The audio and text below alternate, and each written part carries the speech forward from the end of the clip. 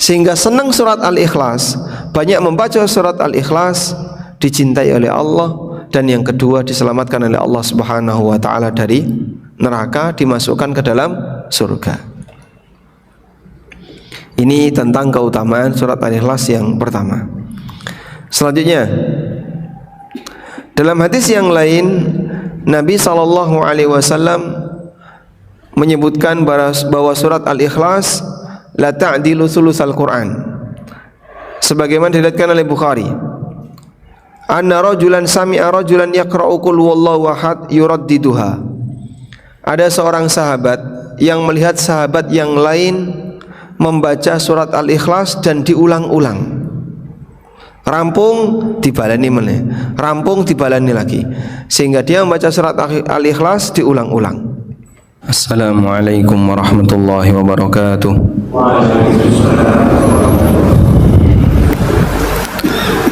Alhamdulillahi rabbil alamin, wassalatu wassalamul atammanil akmalani ala al-mab'uthi rahmatanil alamin. Wa ashhadu an la ilaha illallah wahdahu la syarika lah, wa ashhadu anna Muhammadan abduhu wa rasuluh. Salawatu rabbi wa salamu alaihi wa ala alihi wa ashabihi wa man sara ala nahjihi wa istanna bi sunnatihi ila yaumiddin. Alhamdulillah, puji syukur kita haturkan kehadirat Allah Azza wa Jal di kesempatan waktu subuh yang indah ini. Allah Subhanahu wa taala memberikan kemudahan kita untuk melaksanakan rangkaian ibadah. Selesai sholat subuh berjamaah, kita sambung dengan zikir dan sama-sama belajar. Yang mau kita pelajari adalah menggali kandungan dari firman-firman Allah Subhanahu wa taala. Insyaallah kita mau bahas tafsir dari surat Al-Ikhlas. Sebelum masuk lebih dalam tentang tafsir surat Al-Ikhlas, terlebih dahulu kita akan melihat bagaimana metode penamaan surat dalam Al-Quran. Kalau kita perhatikan, metode penamaan surat dalam Al-Quran bisa kita bagi menjadi dua. Yang pertama adalah berdasarkan kata yang ada dalam surat itu, dan ini yang paling banyak kita jumpai. Contohnya apa Pak? Surat Al-Baqarah. Kenapa diberi nama surat Al-Baqarah? Karena di dalamnya menyinggung Al-Baqarah, cerita tentang Al-Baqarah ketika Nabi Musa alaihissalatu wassalam memerintahkan kepada Bani Israel untuk menyembelih sapi. Ada penyebutan Al-Baqarah di situ, maka disebutlah sebagai surat Al-Baqarah. Ada nama surat Ali Imran, karena di dalam surat itu ada penyebutan Ali Imran. Ada surat An-Nisa, ada surat Al-Maidah, dan seterusnya. Dominan surat yang kita jumpai dalam Al-Quran, namanya itu adalah kata yang ada di dalamnya. Surat Al-Falaq, surat An-Nas. Kenapa disebut surat Al-Falaq? Ada kata Al-Falaq di surat itu. Qul a'udzu birabbil falaq. Yang kedua, ada surat yang penamaannya itu berdasarkan makna yang menyeluruh pada surat itu, sehingga yang menjadi nama tidak ada dalam surat tersebut. Contohnya surat Al-Fatihah. Jenengan sedaya sampun apal surat Al-Fatihah, dimulai dari ayat pertama Bismillahirrahmanirrahim sampai kalimat waladdallin. Coba jenengan cari Pak, ada enggak kata Al-Fatihah di situ Pak? Wonten Mas? Tidak ada. Sehingga dari ayat pertama sampai ujung ayat terakhir di situ tidak menyebutkan lafadz Al-Fatihah. Loh kok iso Pak surat ini dinamakan dengan surat Al-Fatihah? Padahal tidak ada kata Al-Fatihah dalam surat itu. Karena dia merupakan surat pembuka dalam mushaf Al-Quran. Sehingga panjenengan kalau membuka mushaf Al-Quran, surat yang pertama kali kita jumpai adalah surat Al-Fatihah. Maka disebutlah surat Al-Fatihah yang artinya surat pembuka, sebab dia surat pertama pembuka dari mushaf Al-Quran. Termasuk diantaranya adalah surat Al-Ikhlas. Jenengan nek maca surat Al-Ikhlas, ayat pertama bunyinya gimana? Qul huwallahu ahad, Allahus samad, lam yalid wa lam yulad wa lam yakul lahu kufuwan ahad. Ada enggak di sini kata Al-Ikhlas? Gak nemu, Pak. Loh, kenapa kok disebut surat Al-Ikhlas? Karena berdasarkan makna yang menjadi pembahasan dan topik dalam surat ini. Ada makna apa, Pak, di balik penamaan surat Al-Ikhlas itu? Baik, insyaallah disinilah kita akan membahas terlebih dahulu tentang makna dari nama Al-Ikhlas. Al-Ikhlas berasal dari kata khalis yang artinya murni. Dalam Al-Quran Allah Subhanahu wa ta'ala menyebutkan aneka kenikmatan. Salah satunya adalah susu yang diminum, yang diperah dari binatang. Allah Subhanahu wa ta'ala mengatakan, wa inna lakum fil an'ami la'ibrah nusqikum mimma fi butunihi mim baini farthi wa damin labanan khalisa. Allah sebut susu murni itu dalam bahasa Arab dengan labanan khalisa, susu yang murni, yang keluar kata Allah mim baini farthin wa damin, antara kotoran dan darah. Tapi susu murni warnanya putih, kotoran warna kotoran, darah warnanya merah. Susu murni warnanya tidak kuning kecampuran darah, atau warnanya tidak semu coklat kecampuran kotoran. Susu murni keluar dalam kondisi putih. Itu disebut oleh Allah dengan labanan khalisa. Dan Allah Subhanahu wa ta'ala juga berfirman di ayat yang lain, ala lillahi dinul khalis. Ketahuilah hanya milik Allah ad-dinul khalis, amalan yang khalis. Khalis artinya murni, tidak boleh ada kecampuran apapun. Maka surat Al-Ikhlas disebut sebagai Al-Ikhlas karena dia surat yang murni. Murni apa, Pak? Murni hanya membahas tentang Allah. Sehingga kalau jenengan lihat dari surat Al-Ikhlas, dari mulai ayat yang pertama sampai ayat yang terakhir, sama sekali tidak membahas makhluk. Sama sekali tidak membahas makhluk. Semuanya membahas Khalik. Beda dengan surat-surat yang lain. Kalau surat-surat yang lain semuanya ada pembahasan makhluk. Contohnya, Qul a'udzu birabbil falaq min syarri ma khalaq. Ada enggak menyinggung makhluk di situ? Ada. Apa itu?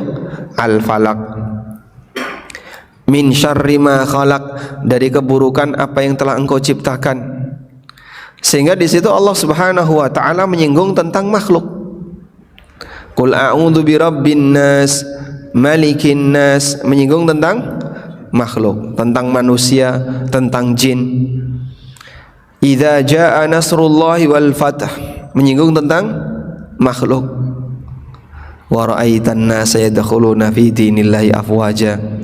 Inna a'tainakal kautsar, menyinggung tentang makhluk. Ini saya pilihkan surat-surat yang pendek-pendek dalam Al-Quran.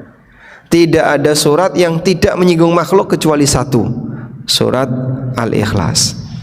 Makanya disebut sebagai surat Al-Ikhlas karena dia murni membahas tentang Allah.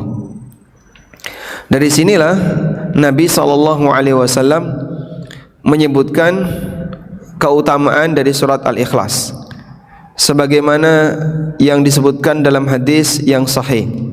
Rasulullah SAW pernah mengatakan, Qul huwallahu ahad ta'dilu thulutsal Qur'an. Qul huwallahu ahad itu sebanding dengan sepertiga Al-Quran. Hadis riwayat Bukhari. Kenapa Qul huwallahu ahad kok bisa sebanding dengan sepertiga Al-Quran? Padahal isinya Quran itu banyak sekali, tapi qul huwallahu ahad bisa bernilai sebanding dengan Al-Quran. Penjelasannya seperti ini. Jadi kalau kita lihat isi dari Al-Quran, maka secara global ya, isi Quran itu hanya ada 3. Secara global isi Quran hanya ada 3 macam. Yang pertama adalah pembahasan tentang Allah. Dalam Al-Quran Allah Subhanahu wa ta'ala banyak menceritakan tentang siapa dirinya, sehingga dalam Al-Quran ada banyak sekali pembahasan tentang Allah. Ini yang pertama. Yang kedua, isi Quran adalah pembahasan tentang makhluk. Contohnya Pak, Al-Quran membahas tentang para nabi, Al-Quran membahas tentang musuhnya para nabi, Al-Quran membahas tentang umatnya para nabi yang taat kepada mereka, dan seterusnya. Termasuk juga Al-Quran membahas tentang makhluk-makhluk yang tidak berakal, menyinggung tentang binatang. Al-Quran menyinggung tentang benda-benda langit, termasuk juga makhluk yang nanti Allah Subhanahu wa ta'ala sediakan di akhirat, tentang surga dan neraka, tentang bidadari, dan seterusnya. Sehingga Quran juga membahas tentang makhluk. Yang ketiga, isi dari Quran adalah aturan dan syariat. Di sana ada perintah, ada larangan, dan ada aturan. Ada? Sehingga kalau kita lihat global dari isi Quran hanya ada 3 ini. Pembahasan tentang Khalik, pembahasan tentang makhluk, dan syariat Allah Subhanahu wa ta'ala. Yang syariat ini isinya perintah, larangan, dan aturan Allah ta'ala. Baik, berarti dari penjelasan global Quran ini menunjukkan bahwa pembahasan tentang Allah itu adalah satu dari 3 isi global Quran. 1 dari 3 itu berarti artinya 1/3. Maka pembahasan khusus tentang Allah itu 1/3-nya Quran. Sehingga qul huwallahu ahad yang merupakan surat yang khusus membahas tentang Allah sebanding dengan 1/3 Al-Quran. Itulah ceritanya kenapa surat Al-Ikhlas senilai dengan 1/3 Al-Quran. Terus senilai di sini terhadap amalan kita bagaimana Pak? Apa pengaruhnya dengan amalan yang kita lakukan? Kalau qul huwallahu ahad itu senilai dengan 1/3 Quran. Orang yang membaca qul huwallahu ahad, maka dia mendapatkan pahala seperti membaca 1/3 Al-Quran. Karena itu Rasulullah SAW pernah mengatakan kepada para sahabat, ayajizu ahadukum ayyaqra'a thulutsal Qur'ani fi lailatin. Apakah kalian keberatan kalau membaca 1/3 Al-Quran dalam waktu semalam? Fasyaqqa dzalika alaihim. Akhirnya itu pun memberatkan mereka, bagi para sahabat. Wa qalu, kemudian mereka mengatakan, ayyuna yutiqu dzalika ya Rasulullah? Siapa di antara kita yang sanggup seperti itu ya Rasulullah? Kemudian Nabi sallallahu alaihi wasallam mengatakan, Allahu ahad, Allahul wahidus samad, thuluthul Quran. Surat qul huwallahu ahad itu senilai dengan 1/3 Al-Quran. Sehingga nalikan jenengan membaca qul huwallahu ahad itu sama dengan Anda mendapatkan pahala 1/3 Al-Quran. Masya Allah. Gampang nggak Pak? Gampang. Tapi wis ngerti kok yang ini saya kangelan untuk moco. Bukan karena masalah dia nggak mampu, tapi masalah pengaturan waktu. Sehingga nyuwun sewu, lisan yang kita gunakan dalam waktu 24 jam itu lebih banyak diam atau bersuara? Coba diangan-angan Pak. Kalau bapak-bapak Lebih banyak diam atau bersuara? Diam. Kalau ibu-ibu? Kok beda, Pak? Nggih. Ada yang bilang bahwa lisannya laki-laki lebih banyak diam daripada lisannya perempuan, ya. Baik. Kalau lisan kita lebih banyak bersuara, sekarang coba dihitung. Suara yang keluar dari lisan kita itu lebih banyak suara yang bernilai pahala atau suara sia-sia atau suara yang nilainya dosa? Tergantung tonggone Pak nek ngono kuwi. Oh, tergantung. Anek seneng dolan ning tonggo ya isine mung grenengi tonggo. Sehingga ibu-ibu kalau sudah selesai masak, selesai resik-resik, selesai noto oma, dolan ning tanggane petan. Nalikane petan apa yang dikerjakan? Bisnis, Masya Allah. Bisnis golek dosa.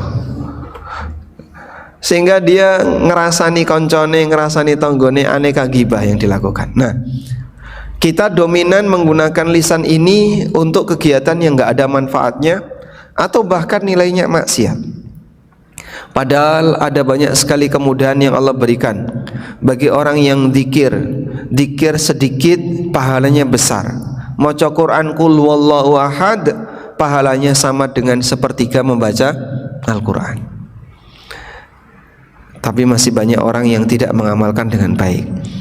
Sekarang coba kita lihat aneka keutamaan dari surat Al-Ikhlas. Ada sebuah riwayat yang menceritakan tentang sababun nuzul, tentang sebab turunnya surat ini. Disebutkan dalam hadis riwayat Ahmad, ada beberapa orang musyrikin yang datang kepada Nabi SAW. Lalu orang musyrikin itu bertanya, "Ya Muhammad, insib lana rabbak." Wahai Muhammad, nasabnya Tuhanmu itu kayak apa sih? Kita semuanya kan punya nasab. Si A bin si B bin si C bin si D. Apalagi orang Arab. Orang Arab itu sangat perhatian dengan yang namanya nasab. Sehingga sampai keturunan nomor sekian, ya, gantung siwur, udek-udek itu ngerti dia. Kita kan rata-rata cuman sampai 3 Pak ya. Ya, jadi saya bin siapa ngerti. Dure wes ora ngerti. Rata-rata kita seperti itu. Orang Arab itu bisa menyebutkan sampai deret 10. Nah, maka mereka tanya kepada Nabi SAW, sakjane Tuhanmu itu bin siapa toh? Allah bin siapa? Masya Allah Pak. Ini kan pertanyaan napa nih Pak? Kurang belajar ya. Sehingga dia sampai tanya Allah itu bin siapa? Fa anzalallahu ta'ala, lalu Allah Subhanahu wa taala menurunkan Qul huwallahu ahad Allahu samad. Di bagian akhir Allah mengatakan lam yalid wa lam yulad. Allah tidak pernah dilahirkan. Sehingga tidak ada Allah bin siapa itu tidak ada. Karena dia tidak punya orang tua. Walam yulad, dan tidak melahirkan. Allah tidak dilahirkan dan tidak melahirkan. Tidak ada anaknya Allah, sebagaimana tidak ada orang tuanya Allah. Baik. Dalam riwayat yang lain diceritakan bahwa ada orang yang tanya kepada Nabi SAW, Sif lana rabbak, jelaskan kepada kami tentang sifat-sifat Rabbmu. Sifat-sifat Allah itu kayak gimana? Lalu Nabi SAW mendapatkan firman Allah Ta'ala, Qul huwallahu ahad Allahu samad lam yalid wa lam yulad wa lam yakul lahu kufuwan ahad. Itulah sifat Allah. Allah bercerita tentang dirinya sendiri dalam Al-Quran, dan kita ya, dalam hal ini membaca cerita-cerita itu. Allah menceritakan siapa dirinya. Itulah sifat-sifat Allah. Baik. Selanjutnya tentang keutamaan dari surat Al-Ikhlas. Ada banyak sekali dalil yang menunjukkan keutamaan dari surat Al-Ikhlas. Namun sebelumnya kita bahas dulu, apakah dalam Al-Quran ada surat atau ayat yang lebih afdol dibandingkan surat dan ayat yang lain. Saya ulang ya. Apakah dalam Al-Quran ada surat atau ayat yang lebih afdol dibandingkan surat atau ayat yang lain? Dalam hal ini ulama beda pendapat. Pendapat yang pertama mengatakan bahwa dalam Al-Quran semuanya sama, sehingga ayat 1, ayat 2, ayat 3, surat 1, surat 2, surat 3 dalam Al-Quran semuanya sama, karena semuanya firman Allah. Maka firman Allah yang membahas A, firman Allah yang membahas B, firman Allah yang membahas C, semuanya firman Allah. Sehingga semua ayat ini kedudukannya sama. Ini pendapat yang pertama.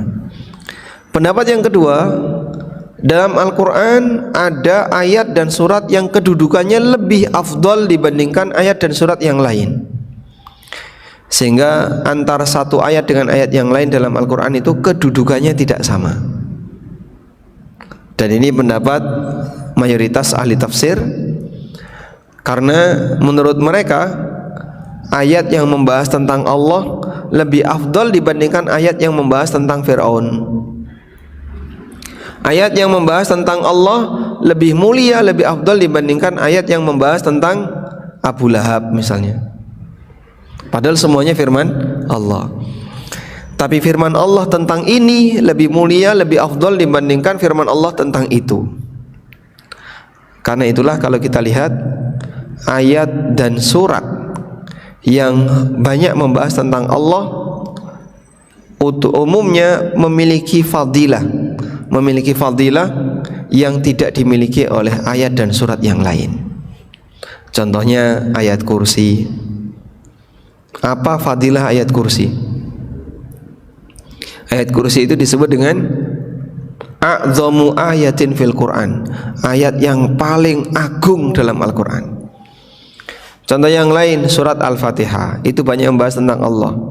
Alhamdulillahi rabbil alamin, ar-rahmanir rahim, maliki yaumiddin.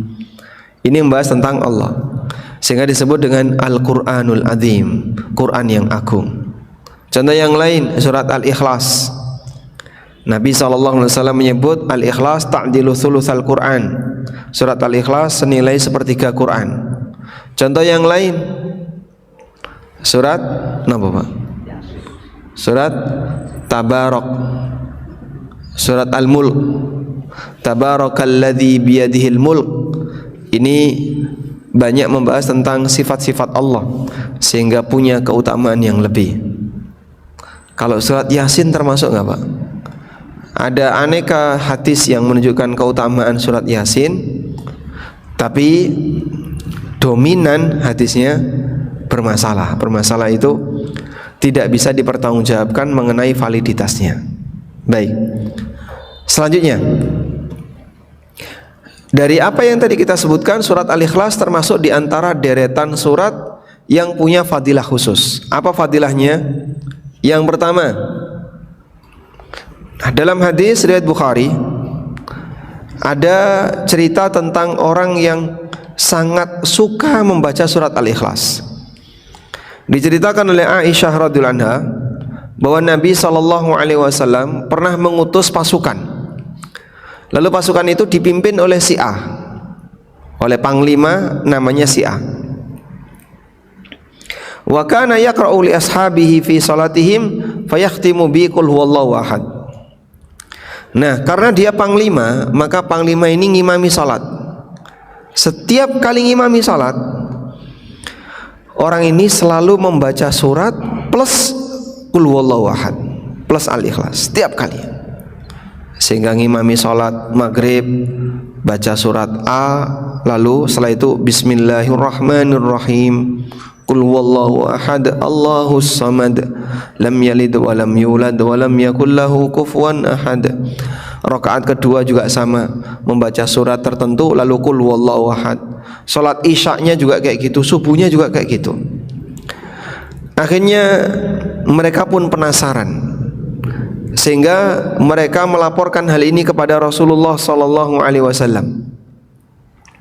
Faqala, lalu Nabi sallallahu alaihi wasallam mengatakan, Saluhu li ayyi syai'in yasna'u dzalik. Coba tanyakan sama orang itu, apa alasan dia melakukan cara seperti ini, sehingga setiap kali membaca surat ditambah dengan surat Al-Ikhlas.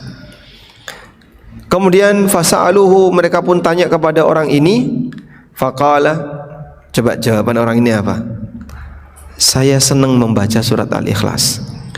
Wa ana uhibbu an aqra'a biha li'annaha sifatur rahman.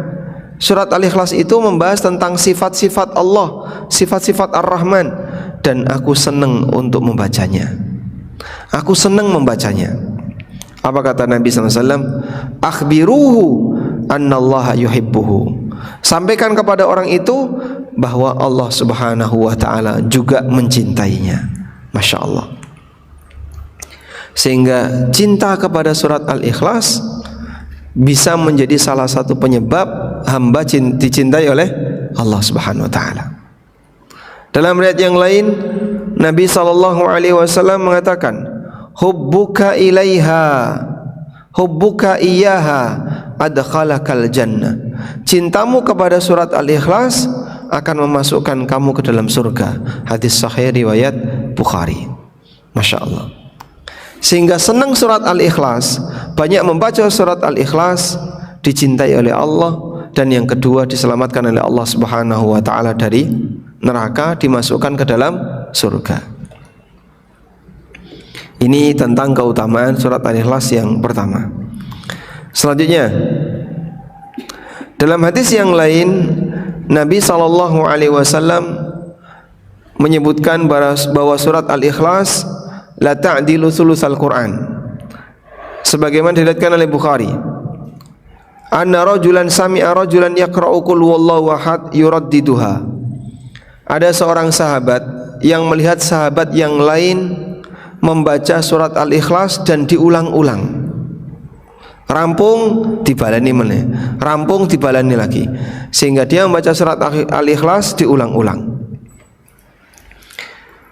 Falamma asbaha jaa ila Nabi sallallahu alaihi wasallam fa dzakara dzalika lahu wa ka'anna ar-rajulu yataqalluha.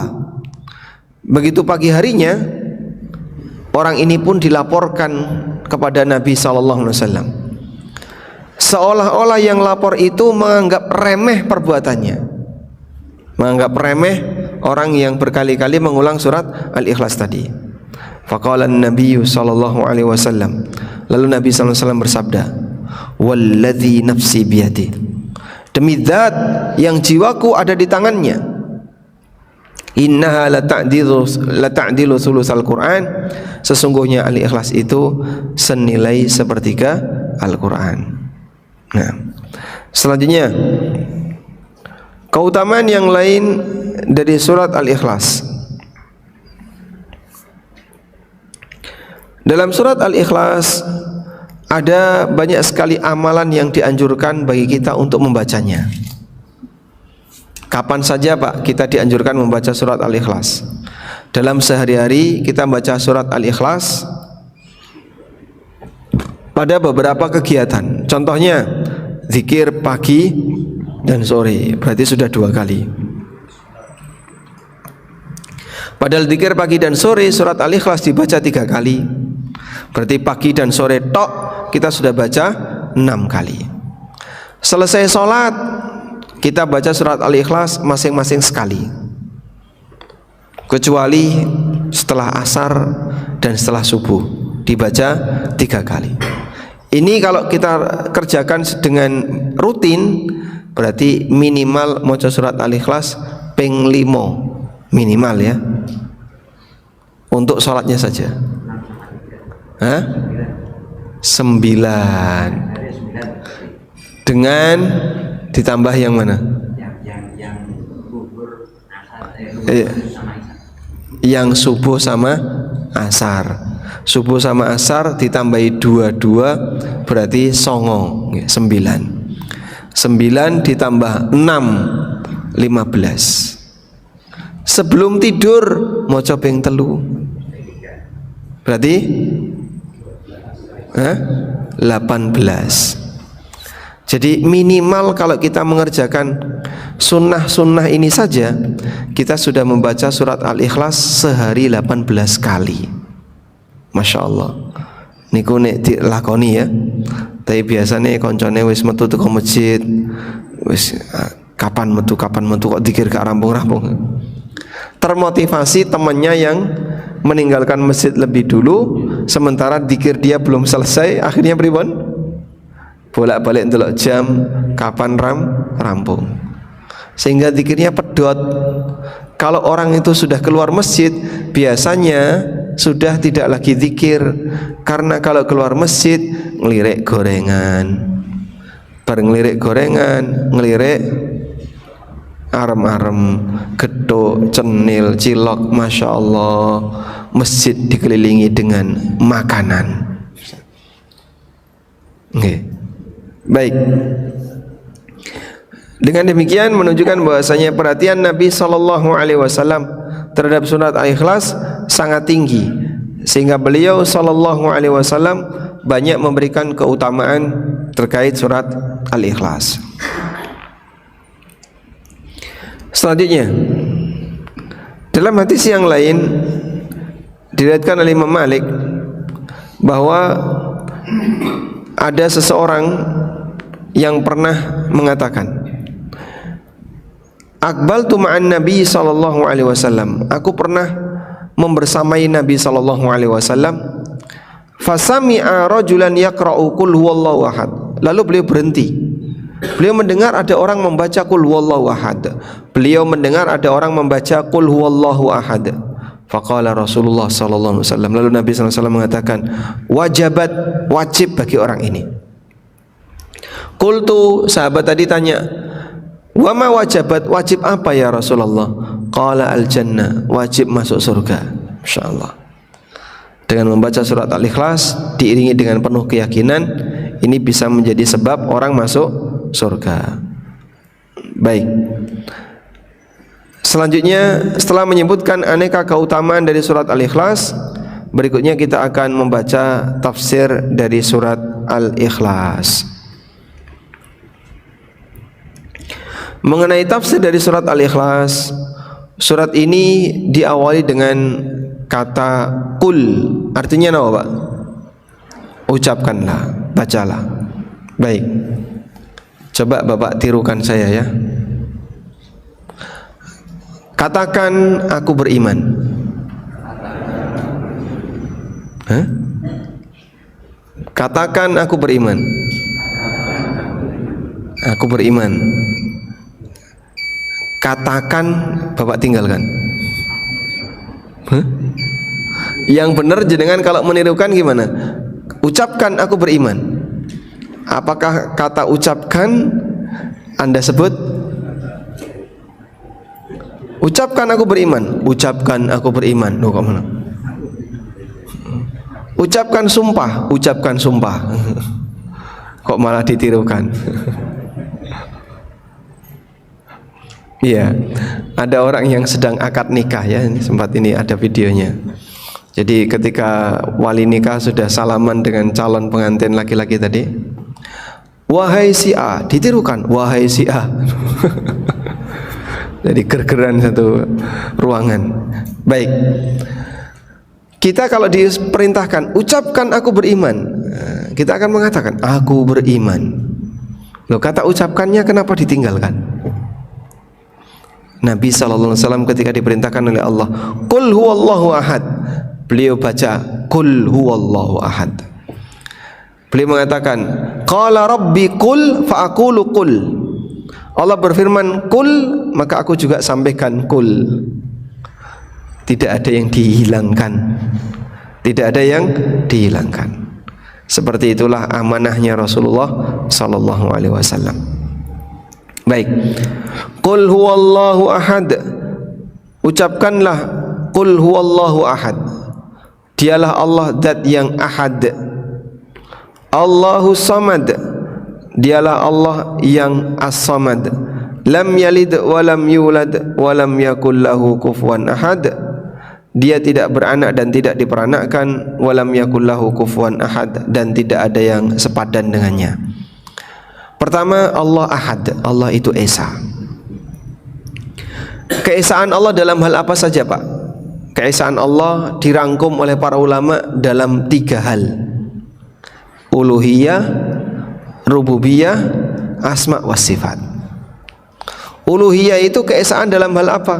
Dalam hal dialah satu-satunya yang berhak untuk disembah, satu-satunya yang berhak untuk diibadahi. Maka menyembah apapun selain Allah, Allah Subhanahu wa ta'ala tidak ridho, karena yang bersangkutan memberikan sekutu untuk Allah. Yang kedua, keesaan Allah dalam hal rububiyah. Apa yang dimaksud keesaan Allah dalam hal rububiyah? Yaitu meyakini Allah lah satu-satunya yang menciptakan, yang mengatur, yang memberi rizki, yang memiliki alam semesta. Maka Allah Subhanahu wa ta'ala satu-satunya yang ngasih rizki kepada hamba. Allah satu-satunya yang bisa mengabulkan doa hamba. Allah satu-satunya yang kuasa untuk ngurusi urusan hamba. Nah, itulah perwujudan dari keyakinan Allah itu zat yang Maha Esa. Yang ketiga, Esa dalam masalah asma wa sifat. Allah satu-satunya yang memiliki nama A, yang memiliki nama B, memiliki nama C, dan aneka sifat yang terkandung di dalamnya. Maka nama-nama Allah seperti ini, yang itu hanya boleh untuk Allah, yang hanya boleh untuk Allah, tidak boleh diberikan kepada makhluk. Jadi contoh ya, ada anak dikasih nama Rabbul Alamin, boleh nggak Pak? Boleh? Tidak boleh. Kenapa? Karena Rabbul Alamin itu hanya milik Allah. Baik, ada anak dikasih nama Allah. Siapa namamu? Allah. Masya Allah. Boleh? Tidak boleh. Manusia tidak boleh bernama Allah, sebab ini hanya nama khusus untuk Allah Ta'ala. Dan masih banyak nama yang lainnya yang khusus untuk Allah. Nah, nama yang khusus untuk Allah seperti ini tidak boleh diberikan kepada makhluk. Baik, boleh nggak Pak memberi nama masjid dengan Ar-Rahman? Masjid Ar-Rahman. Tidak boleh. Kenapa? Karena Ar-Rahman itu nama Allah satu-satunya. Tapi kalau digandeng Masjidur Rahman, masjidnya Ar-Rahman, yaitu masjidnya Allah, boleh? Boleh. Maka jadinya namanya apa? Masjid Ar-Rahman, bukan Ar-Rahman. Sebab ini nama yang khusus hanya boleh dimiliki oleh Allah. Baik. Namanya Abdurrahman, berarti panggilannya Abdurrahman, berarti panggilannya Dur. Panggilannya Abdur atau panggilannya Dur atau Durrahman? Atau Rahman saja? Nah, biasanya orang manggilnya Rahman. Hei Rahman, hei Rahman. Wah, tinggi sekali itu panggilannya. Nah, karena Ar-Rahman itu hanya Allah. Baik. Karena itu kalau ada orang namanya Abdurrahman, ya kita panggil ya Abdurrahman, lengkap ya. Wahai Abdurrahman, wahai Abdullah. Ya. Kalau orang namanya Abdullah, panggilannya siapa? Dola. Panggilannya Dola, Mbah Dola. Itu berarti Mbah Abdullah. Baik. Allahus Samad, Allah As-Samad. As-Samad bisa maknanya dari kata yasmudu. Somada somida yasmudu, yang artinya bergantung. Ini sebagaimana keterangan Ibnu Abbas radhiyallahu anhu, alladzi yasmudul khalaik ilaihi fi hawaijihim wa masailihim. Somada yasmudu, yaitu para makhluk bergantung kepadanya dalam semua kebutuhan dan masalahnya. Allah Ta'ala tidak butuh makhluk, tapi makhluk yang butuh Allah. Sehingga makna As-Samad adalah zat yang menjadi tempat bergantung. Ada juga keterangan yang lain, As-Samad artinya As-Sayyid. Allahu Samad maknanya Allahu Sayyid, alladzi qad kamula fi su'dadihi, wasyarif alladzi qad kamula fi syarafihi. Dialah as-sayyid, dialah pemimpin yang sempurna kepemimpinannya, zat mulia yang sempurna kemuliaannya, al-azim alladzi qad kamula 'azamatihi, zat yang maha mulia yang sempurna kemuliaannya, dan demikian seterusnya.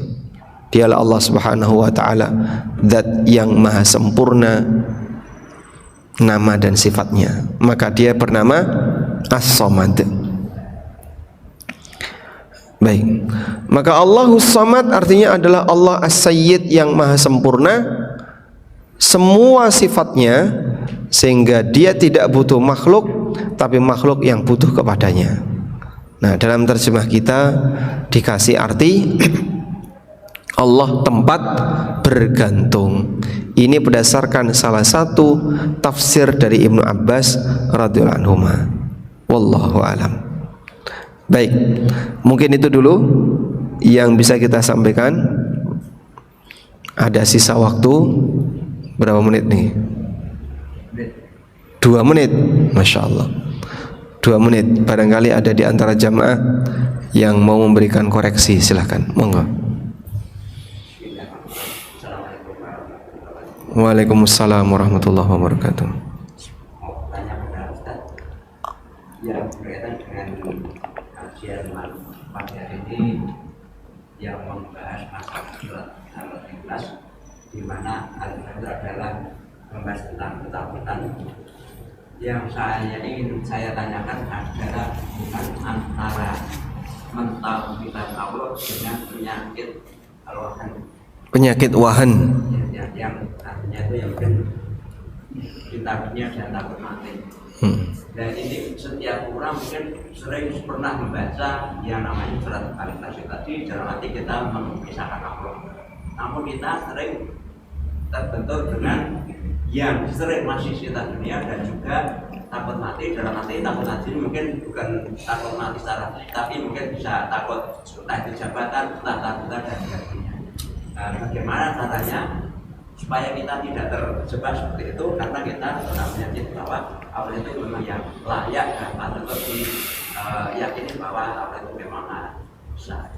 Itu saja yang kami terima kasih. Assalamualaikum warahmatullahi wabarakatuh. Waalaikumsalam warahmatullahi wabarakatuh. Baik, kita sudah belajar akidah, belajar surat Al-Ikhlas, belajar tentang masalah tauhid. Tapi bagaimana dengan penyakit wahan? Yang Nabi SAW pernah mendefinisikan penyakit wahan itu, kata beliau, hubbud dunya wa karahiyatul maut. Seneng dunya, benci, takut mati. Karahiyah, takut mati. Baik, apa makna takut mati di sini? Yang dimaksud dengan takut mati di sini adalah ketika seorang hamba itu terlalu bernafsu dengan dunia, terlalu cinta dengan dunia, dia tidak ingin kehilangan. Tidak ingin kehilangan itu sampai pada keadaan di mana dia itu sangat ketakutan berkaitan dengan masalah ancaman kematian. Maka kalau dia diajak misalnya jihad fisabilillah, wah, mau mas wedi aku mas. Nah, kalau dia diajak menderma, mbak, cobalah bapak mengeluarkan harta sekian. Wah, aku saya butuh ya. Engko nek aku ngene piye? Aku nek butuh ranti duit piye? Sehingga saking takutnya mati, dia sampai tidak berani untuk berjihad. Saking pelitnya dia sampai tidak mau mengeluarkan harta. Dan biasanya seperti ini tuh sinkron. Antara sifat pengecut dengan sifat pelit itu biasanya sinkron. Karena itu Allah Subhanahu wa taala pernah menyebutkan bahwa di antara sifat manusia adalah halu. Allah ciptakan manusia dalam keadaan halu. Idza massahu syarru jazu wa idza massahul khairu manu. Nalikane tertimpa musibah jazua, gersulone tekan dindi. Karena dia sangat takut dengan yang namanya musibah tadi. Tapi kalau dia mendapatkan harta, manu'an itu artinya pelit sekali. Aja sampai ono sing ngerti, aja sampai ono sing ngerti. Sehingga untuk memasukkan ya, beli kulkas saja ngelebokno omah niku tengah wengi, Pak. Men tanggane ono sing ora ono sing ngerti. Misalnya tuku kendaraan, aja sampai ono sing ngerti dibrongsong kendaraane. Iku apa tuh kok dibrongsong? Oh, mbah niku kok dibrongsong. Saking takutnya orang lain melihat hartanya. Nah, orang seperti ini namanya manu'an. Orang yang terlalu pelit dengan harta. Turunannya pengecut, pelit, cedit, cetil, medit, kumet. Nah, itu semuanya turunannya. Itu dari sifat pengecut. Jadi ada yang pengecut nggak berani keluar harta. Ada yang pengecut tidak berani keluar jasadnya. Ada orang ya misalnya, Pak, monggo sholat, panas-panas sholat, gue gosong piye awakmu. Dia takut gosong sehingga tidak mau berangkat ke masjid. Ada kayak gitu, Pak. Ada kayak gitu. Maka dia nggak berani ke masjid, takut badai awake gosong. Ya wes engko asar ning masjid, sek panas, maghrib lah, maghrib. Dia nggak ke masjid karena jalannya panas. Duhur panas sekali, asar panas. Dia nggak mau ke masjid karena takut badannya gosong. Berarti apa nih? Orang yang terlalu pengecut. Wallahu a'lam. Lalu solusinya bagaimana? Solusinya ya ngaji terus. Karena insya Allah kalau sering mendengarkan, lama-lama akan melakukan perubahan. Kekuatan ilmu itu bisa bisi orang untuk beramal. Yahtiful ilmu bil amal in kana fihi wa illa irtahal. Ilmu itu selalu membisikkan orang untuk diamalkan. Jika ilmu ada dan menetap di sana, maka orang itu berarti beramal dengan ilmunya. Wa illa, kalau tidak diamalkan, irtahala, ilmu itu pergi. Ya. Dari sinilah orang yang belajar itu nanti akan mendapatkan bisikan-bisikan yang baik tentang aktivitas duniawinya. Wallahu a'lam. Okay. Pun jawab. Baik. Satu lagi. Tapi kalau semacam bacaan al-Qur'an dan sebagainya kabar itu pada pusatnya dia kuat. Seandainya kita malam Jumat baca Yasin, itu kan dasarnya tidak kuat. Maka itu bisa dinamakan bid'ah. Baik. Jadi kalau ada orang yang rutin setiap malam Jumat atau hari Jumat baca Yasin yang dasarnya tidak kuat, itu kira-kira statusnya amalan apa? Mungkin kembali kepada keyakinan yang bersangkutan. Karena ada sebagian yang statusnya hasan. Walaupun dalam hal ini masih diperbincangkan, masih diperselisihkan oleh para ulama. Kalau statusnya hasan dan dia yakini hadis ini hasan kok. Hasan itu di bawahnya sahih, tapi di atasnya dhaif. Masih boleh dipakai. Maka saya menilai amalan ini dianjurkan. Nah, sehingga dia lakukan itu. Monggo. Tapi bagi mereka yang menilai hadis ini dhaif, tidak valid sampai Nabi SAW, berarti tidak perlu Anda lakukan. Anda bisa gantikan surat yang lain yang lebih sahih. Wallahu a'lam. Walhamdulillahirabbil alamin. Demikian yang bisa kita bahas. Semoga Allah jadikan ini sebagai kajian yang bermanfaat. Allahumma anfa'na bima 'allamtana wa 'allimna ma yanfa'una warzuqna ilma. Wa sallallahu ala nabiyyina Muhammadin wa ala alihi wa sahbihi wa sallam. Wa akhiru da'wana anil hamdulillahi rabbil alamin. Wassalamu alaikum warahmatullahi wabarakatuh.